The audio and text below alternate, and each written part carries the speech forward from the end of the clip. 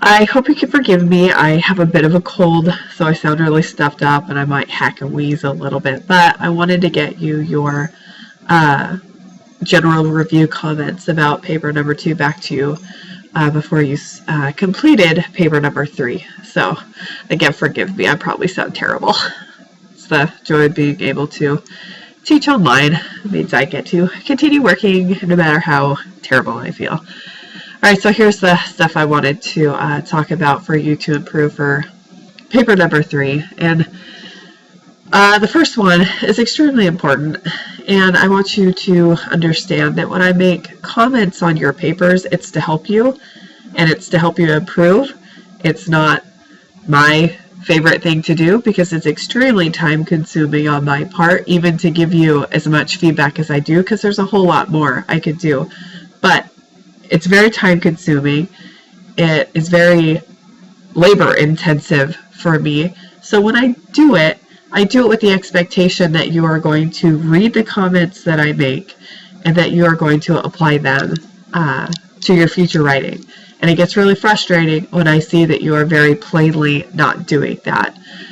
For example, something as plain as your page numbers on your paper. If I ask you to fix them in your first paper and in your second paper they're not fixed, that means you completely ignored what I asked you to do, or you were too confused to ask for help. I don't know. I don't know what to think when students don't do what I ask them to do very explicitly on their papers, and that goes for these little videos that I'm making as well.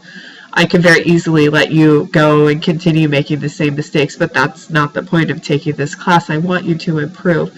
So please do me a favor. When I make comments on your paper, apply them to your future writing, because some of the things in this list are things I've already talked about, and I shouldn't have to be talking about them again because we've talked about them throughout the course, in the textbook, in assignments. I shouldn't have to be nagging you to death about this stuff.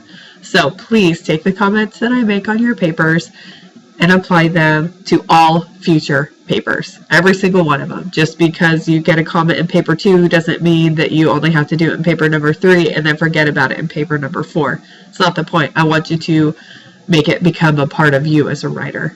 Okay, so I give you this stuff to help you and to help you improve, and I get really frustrated when I see that you're not doing that. So please, use my comments, apply them, or I just may stop doing it. Because like I say, it's a huge time commitment on my part to do that for each of you individually. So please, use my comments. And the very first thing I have to mention is to stop narrating and to stop using you. I believe every single one of you are still doing it in paper number 2. It's something you've read about in the text. It's something I've asked you about in a reflection activity. I'm done nagging you to death about not narrating and not using you. Excuse me, my goodness, I probably sound horrible. And you should know by now why I don't want you to narrate. It has nothing to do with me disliking you or not wanting to hear your opinion or anything like that. It's just not the time or place, and it is such a bad habit that I understand that it's going to be hard for you to get out of it, but that's why I want you to get out of it, because it's such a bad habit. You are so used to writing with your opinion and your response that you, from my perspective, you don't know how to stop narrating, but it's time that you do. So we're going on to paper number 3. I'm begging you, please stop narrating, which means using we and us and I. Stop using those words, and then stop using you. It is so generic and so ambiguous. It's just, there's no point. Step up your game, improve your writing, and stop doing both of those, please. It's an easy fix. You just have to be aware of it. And I think a problem with students is that they don't want to be aware of it. All you have to do is go into your Word document and use the find tool and search for any uses of all of those words. And once you find them, revise the sentence so that you eliminate them. It's really not hard. I don't understand why students have such a problem with it, but please get out of the bad habit. That goes with the third point. Leave your opinion, your experience, your response completely out of your essays. There's only one essay in this course that you will write about you. And that's your self-analysis at the very end of the quarter. Until then, I don't want to see the word I in a single one of your essays. When it comes to your discussion boards and things like that, that's a different story. I mean, those really should be staying relatively objective, but I'm not going to hound you about that. I'm talking specifically about your essays. Leave your opinions, your responses, and your experiences out of your essays. Consider them formal writing assignments. They are completely different from the smaller assignments I assign in the course. Your essays are much more polished, much more planned, focused, all of that. They are the ones that exhibit your best writing skills. So please leave yourself out of them. I am not asking for your opinion. I'm not asking for you to respond to something, so you should not be doing it. When you do it, you are completely undermining the purpose of those essays. None of them have anything to do with your opinion or response or experience. Save that until your self-analysis, because then you can respond about yourself. Okay? I really don't want to have to keep nagging about that one either. Paper number 2 seemed to be a bit of a struggle. I don't know if you felt that it was for you or not. I didn't hear any problems before you turned it in, so if you can be a little more forthcoming with issues that you're having with it, it might prevent some problems for you. So the biggest problem that I saw with paper number 2 is that you weren't comparing and contrasting. Some of you simply summarized one article, summarized the other article, and said, well, they're similar and different, but they still talked about technology. Well, yeah, that's not a comparison and a contrast essay. And the number one thing that I saw missing in relation to that is a thesis statement. You needed to combine them somehow. You needed to focus a thesis state or develop a thesis statement out of what you saw happening between the two articles, and that would be your focus for the rest of your essay. I don't know that any of you had a thesis statement. You need a thesis statement in every single essay you write, no matter what type it is. Your summary should have had a thesis statement. So this may seem like a very basic type of writing, but it's not. It's still a complex essay that you need to stay focused with and develop properly and support with, text or quotes from the text or summary from the text, whatever.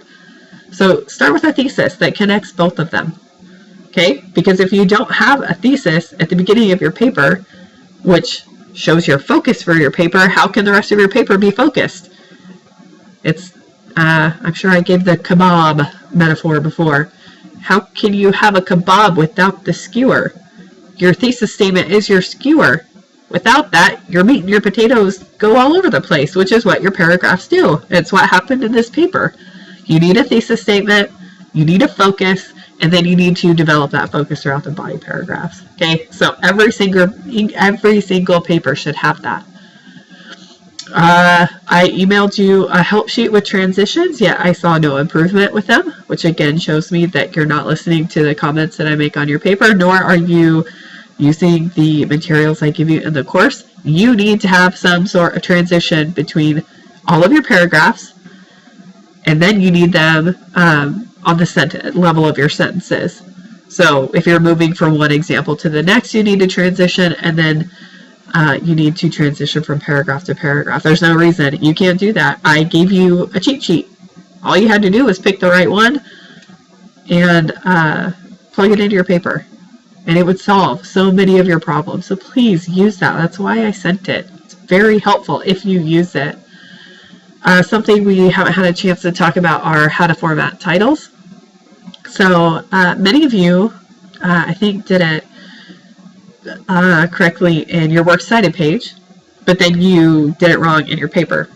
So smaller titles go in quotes, and when I mean smaller, I don't mean like the length of the title. It's what type of text it is.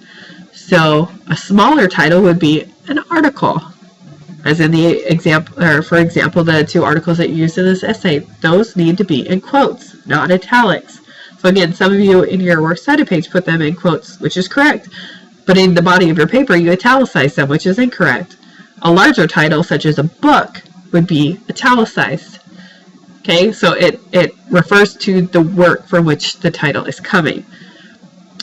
in terms of smaller or larger. So if you were, let's see, quoting from a music CD, that would be like a book. But if you are quoting from a song on a CD, the song title would be in quotes. You see that? You see the difference? So in your paper, your title still needs to be formatted properly, and in this case, they would be quoted, not italicized. Another problem I saw were ambiguous pronouns. You need to be really careful about starting a sentence with they or this or something vague like that, because just because you mentioned it in the previous sentence doesn't mean that your reader's going to follow you in the next sentence. Plus, many of your sentences are, they contain multiple items that pronoun can refer to. Does that make sense? So when you start a sentence with an ambiguous pronoun, your reader has to guess, and you don't want your reader to guess. It's your job to tell them what that pronoun refers to. It's very easy. You just have to be aware of it. So these are the main comments that I saw about paper number 2. So hopefully they can help you to revise that and to look forward to paper number 3. If paper number 3 is giving you problems, let me know, and I will do my best to help them before you try to turn it in. Okay, so just let me know what I could do to help, and please take my comments and apply them. That's why I take the time to do that. So please do that and let you... Oh, now my cats are fighting. Oh my goodness, this video is a mess. Anyway, thank you for suffering through my horrible nasally voice, and I hope you're all doing well this wonderful cold season. So just keep me posted on how you're doing. Just try to keep improving from week to week and day to day, and let me know what I can do to help.